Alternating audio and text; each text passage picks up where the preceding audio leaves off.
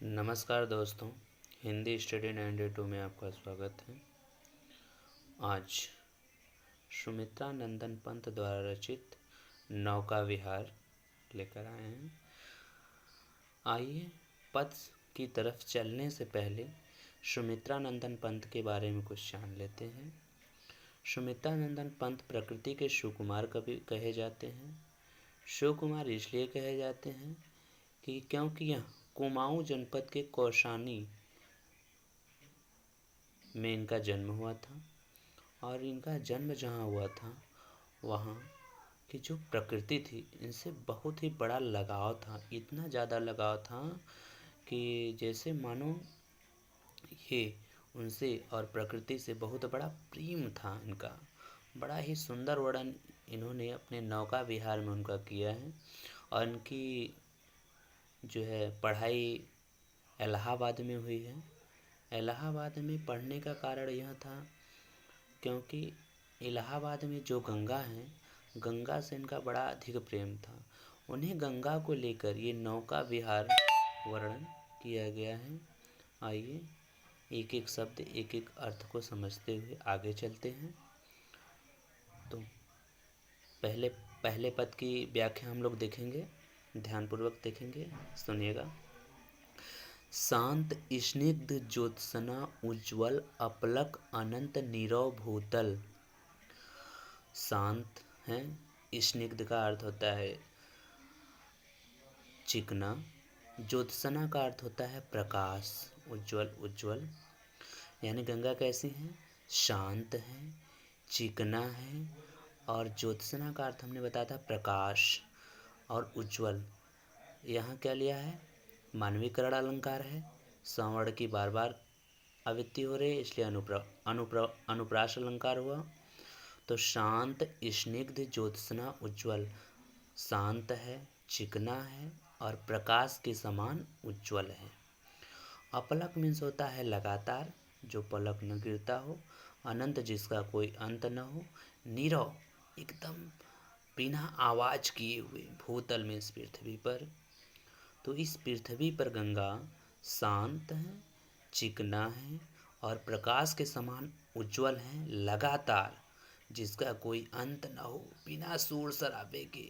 इस पृथ्वी पर सैकत सैया पर दुग्ध धवल तनवंगी गंगा ग्रीष्म विरल। सैकत सैया मीन्स होता है बालू की बिस्तर। सैकत मीन्स क्या होता है? बालू। सया मीन्स होता है बिस्तर। बालू के बिस्तर पर दुग्ध धवल, दूध के समान गंगा, पवित्र गंगा। तनवंगी का अर्थ होता है पतली गंगा। ग्रीष्म विरल, पतली क्यों? क्योंकि गर्मियों की वजह से जल क्या हो जाता है? सूख जाता है, तो वह पतला हो जाता है। तो बालू के सैया पर, बालू के बिस्तर पर दूध के समान पवित्र गंगा, पतली गंगा गर्मियों के कारण विरल हो गई हैं, यानी पतली हो गई हैं। लेटी हैं शांत क्लांत निश्चल, थकी हुई लेटी है निश्चल, यानी पवित्र गंगा।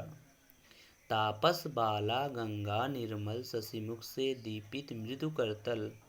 अर्थात तापस बाला, तपस्वी की बालिका, गंगा निर्मल, यानी इसका क्या अर्थ होगा? तपस्वी की कोई लड़की स्वच्छ गंगा के रूप में शशि मुख से दीपित मृदु करतल। करतल मीन्स होता है हाथ। हाथ के ऊपर का जो भाग होता है वह करतल होता है। चंद्रमा का जब प्रकाश उस पानी में पड़ता है तो उसका जो मृदु करतल, जो करतल है, जो नीचे की बालू होती है, वह बहुत ही सुंदर दिखाई दे रही होती है। लहरे उर पर कोमल कुंतल। उर मीन्स होता है हृदय। उस तपस्वी बालिका के हृदय पर जो लहरें जो उठती हैं बैठती हैं, उठती हैं बैठती हैं, जो उठती हैं वो तो प्रकाशमान होती हैं, जो नीचे की तरफ होता है वहाँ पे अंधेरा छा जाता है। तो वहीं कवि कह रहा है कि लहरें उर पर कोमल कुंतल, जो लहरें हैं पानी की उनके हृदय पर। कोमल कुंतल मीन्स होता है बाल। बाल क्या हो रहा है? उनके हृदय पर लहर रहा है। गोरे अंगों पर शिहर शिहर लहराता तार तरज सुंदर।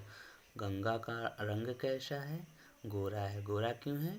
क्योंकि पानी रंगहीन होता है, नीचे बालू है और ऊपर से चंद्रमा का प्रकाश छन के आ रहा है, इसलिए गंगा का रंग क्या है? गोरा है। गोरे अंगों पर शेर शेर मीन्स धीरे धीरे, लगातार तार तरल सुंदर, चांदी के सुंदर तार लगे हुए हैं। चंचल अंचल सा नीलांबर, आंचल कैसा है? आकाश रूपी सुंदर आंचल हिल रहा है। साड़ी सी सिकुड़न सी जिस पर शशि की रेशमी विभा से भर, साड़ी की सिकुड़न, अब उसकी साड़ी की सिकुड़न सी जिस पर, साड़ी की सिकुड़न कैसी है उनकी? शशि की रेशमी विभा चंद्रमा के प्रकाश से इस प्रकार भर जा रही है जैसे सिमटी है वर्तुल, मृदुल लहर। वर्तुल मीन्स क्या होता है? गोल गोल। मृदुल मीन्स मुलायम। ऐसा लग रहा है जैसे साड़ी के सिकुड़न पर चंद्रमा का प्रकाश पड़ने से उस पर गोल गोल मुलायम लहरें, ऐसा लग रहा है जैसे कि वह वर्तुल मुलायम लहरें पानी की तरह, पानी के भंवर की तरह एकदम मुलायम प्रतीत हो रही है, जैसे लग रहा है कि साड़ी पे सिकुड़न आ गया हो। ठीक है बच्चों, अब हम चलते हैं दूसरे पद की तरफ। दूसरा पद है हमारा, शांत चांदनी रात का प्रथम पहर, हम चले नाव लेकर सत्वर, सिकता की सस्मिता शिव पर मोती की ज्योत्सना रही विचर, लो पाले चढ़ी उठा लंगर, मृदु मंद मंद मंथर मंथर, लघु तरड़ी हंसनी सी सुंदर, तीर रही खोल पालों के पर, निश्चल जल के शुचि दर्पण पर बिंबित हो रजित पुलिन निर्भर, दुहरे ऊंचे लगते क्षण भर, काला कांकर का राजभवन सोया जल में निश्चल प्रमन, पलकों पर वैभव स्वप्न सघन।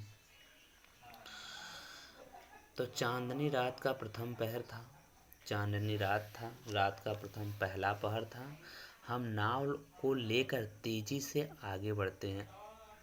हम चले नाव लेकर, सत्वर मीन्स होता है तेजी से। चांदनी रात का प्रथम पहर था और हम नाव लेकर तेजी से आगे बढ़ते हैं। सिकता सी सस्मित सीपी पर मोती सी ज्योत्सना रही विचर, कहते हैं उस सीप में मोती, चांदनी रात का, चांदनी का प्रकाश पड़ने पर ऐसा लग रहा था। सिकता सी सिस्मित सीपी पर मोती सी ज्योत्सना, ज्योत्सना मीन्स क्या बताए थे हम? प्रकाश बताए थे। रही विचर, चांदनी का प्रकाश पड़ने पर ऐसा लग रहा था कि उस सीप के मोती में प्रकाश आ गया हो। लो पाले चढ़ी उठा लंगर, पाले चढ़ा ली गई है नाव पर और लंगर को उठा लिया जाता है। लंगर कौन? जिससे कि नाव किनारे पर लगाया जाता है तो लंगर डाल दिया जाता है कि नाव पानी में बहे न, नाव वहीं रुके रहे। उस लंगर को उठा लिया जाता है और पाले चढ़ा ली जाती है। मृदु मंद मंद मंथर मंथर, लघु तरड़ी हंसनी सी सुंदर। मृदु माने होता है मुलायम, मंद मंद धीरे धीरे, मंथर मंथर आराम से, लघु तरड़ी, लघु माने होता है, क्या होता है? लघु तरड़ी, तरड़ी मीन्स क्या होता है? नाव होता है। ठीक है बच्चों, तरड़ी मीन्स, लघु तरड़ी मीन्स नाव होता है। लघु तरड़ी, तरड़ी मीन्स नाव होता है, लघु मतलब छोटा। हंसनी से सुंदर, जब गंगा में मृदु धीरे धीरे, मृदु मतलब मुलायम, मंद मंद मतलब धीरे धीरे, मंथर मतलब आराम से छोटी सी नाव चलती है तो देखने पे ऐसा लग रहा है जैसे कोई सुंदर सुंदर हंसनी अपना पंख फैला लिया हो। तीर रही खोल पालों के पर, ऐसा लग रहा है वह नाव देखने पे कोई हंसनी अपना सुंदर पर को खोल लिए हो।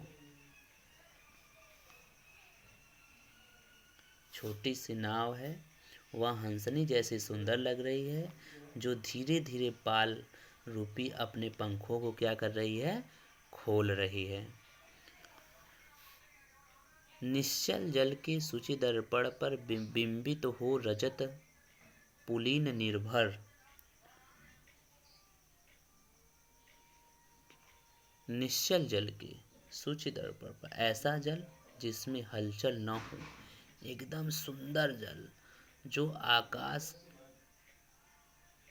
बिंबित हो रजत पुलित निर्भर, दुहरे ऊंचे लगते क्षण भर। बिंबित हो रजत पुलित, जो आकाश के तारे में वहीं छोटे छोटे चांदी के कणों की तरह जल में बिंबित हो रहे हैं।